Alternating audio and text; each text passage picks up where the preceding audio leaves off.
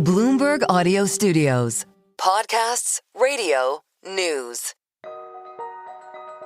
I get a lot of push alerts on my phone. And over the last few weeks, it seemed like many of them were about layoffs. Amazon planning to cut thousands of corporate workers. Target will be eliminating about 1,800 roles. Other tech giants like Meta, Google, and Intel have also made cuts this year. Paramount Skydance expected to eliminate around 2,000 jobs in the U.S., with additional layoffs internationally. From Amazon to Microsoft, Walmart to UPS, U.S. companies have been slashing away at their workforces. Julia Fanzeres covers the U.S. economy for Bloomberg. And I asked her, is this the kind of layoff spike that we often see at this time of year, or is something else going on? When you really look at it, it is not looking good. It is some of the biggest job cuts in over 15 years if you don't count the pandemic. Employers and bankers and economists, Julia talks to all of them, and she's hearing again and again that these numbers could be a sign that there's trouble ahead. I'm David Gura, and this is The Big Take from Bloomberg News. Today on the show, the layoff wave of 2025, what it reveals about the state of the U.S. economy, and what it means for the workers swept up in it.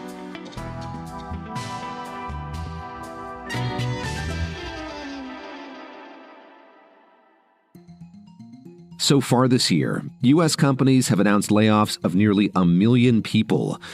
That's according to a report from the outplacement firm Challenger, Gray & Christmas. The last time the country saw layoff numbers that high was during the COVID-19 pandemic.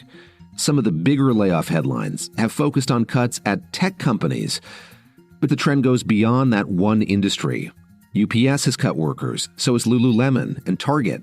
I asked Bloomberg's Julia Fanzeres, what's going on? Each company is saying that there are specific reasons for these layoffs.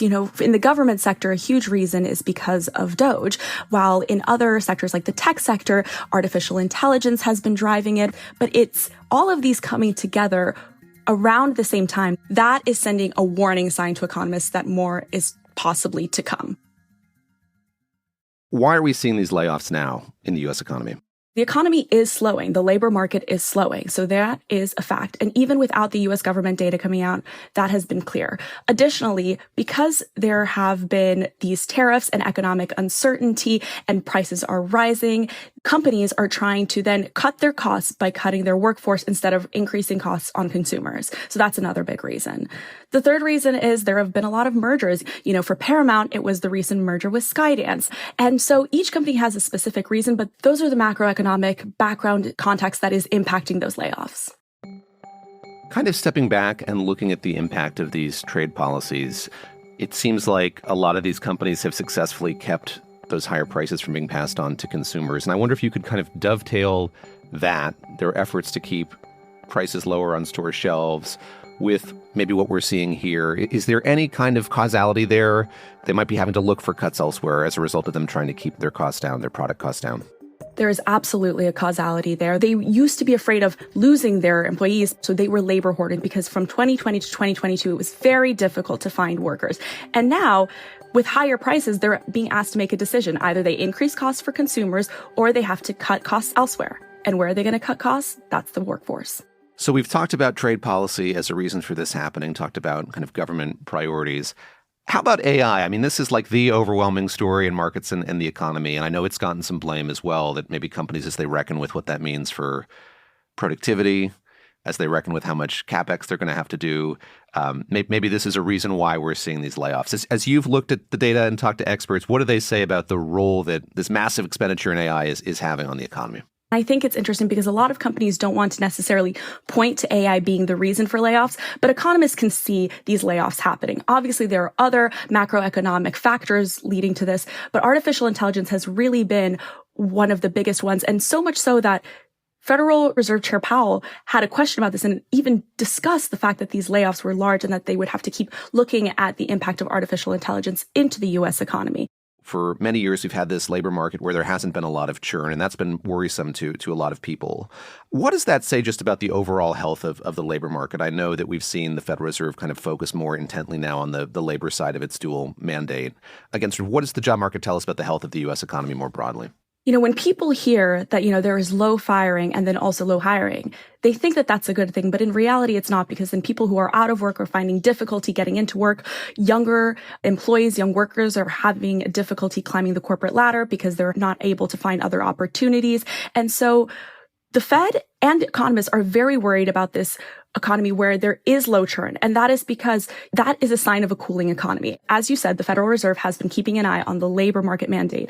And in recent meetings, Jerome Powell actually mentioned the layoffs as something they have to keep a close eye on. And even though economists and the Fed don't have the data to guide them to see if that is really impacting unemployment levels and jobless claims on a numerical, if it's actually moving the needle, they have to keep a close eye on this. And it is because of the fact that now this low hire, low fire environment might be switching over to a low hire, more fire environment.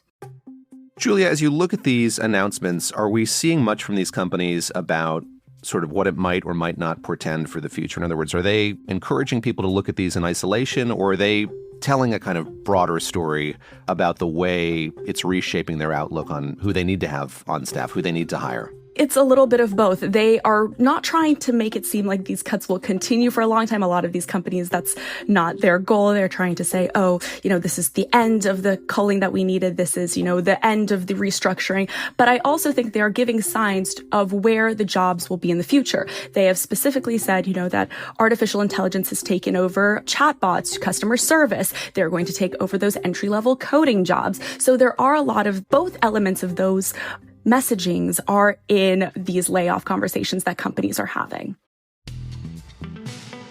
Whatever reason these companies are giving, for people on the chopping block, layoffs are layoffs. So what's happening to all those workers who have lost their jobs? That's next.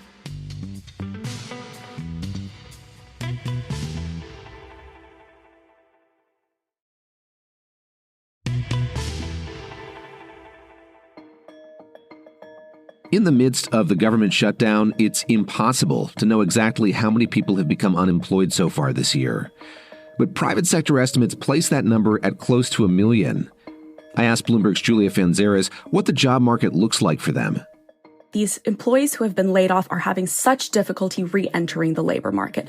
It can take months, oftentimes over a year, to find another job. And these workers are out of a job. Now they're looking for sometimes temporary, seasonal jobs, and jobs that necessarily they wouldn't have considered, but because they have no other options. And I think that is also where the Fed is very concerned, because again, while low hire, low fire might seem like a good thing, it is these workers who are left out of the labor market who are finding difficulty getting back in.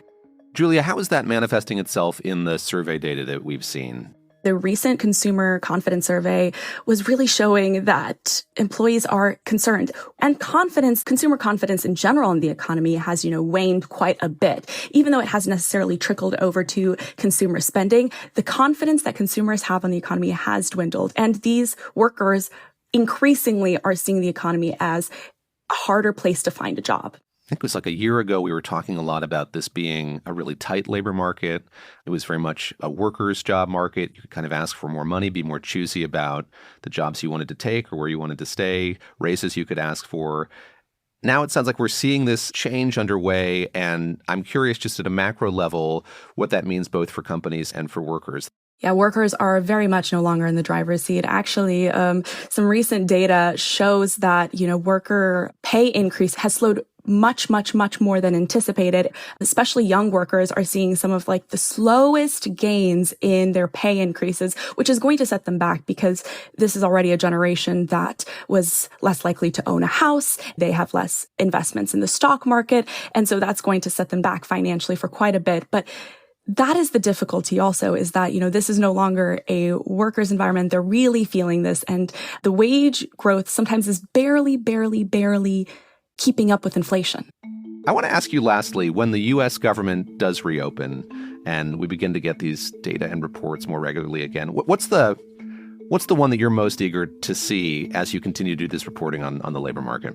Oh, I'm most eager to see the jobs report. I think that's really shifted in the past week, I would say, with these layoffs. Before, the inflation report was really the highlight. Everyone was very concerned. How are they going to collect, October prices? Because they need those people in person going to brick and mortar stores to collect those prices. But as these layoffs have become a bigger story, there have been more headlines. Now that jobs report is going to be very important, and seeing how that is going to impact the economy. That's the one I'm most looking forward to.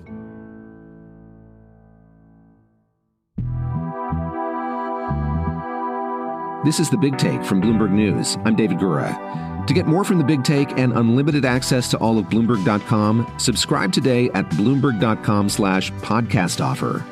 If you like this episode, make sure to follow and review The Big Take wherever you listen to podcasts. It helps people find the show. Thanks for listening. We'll be back tomorrow.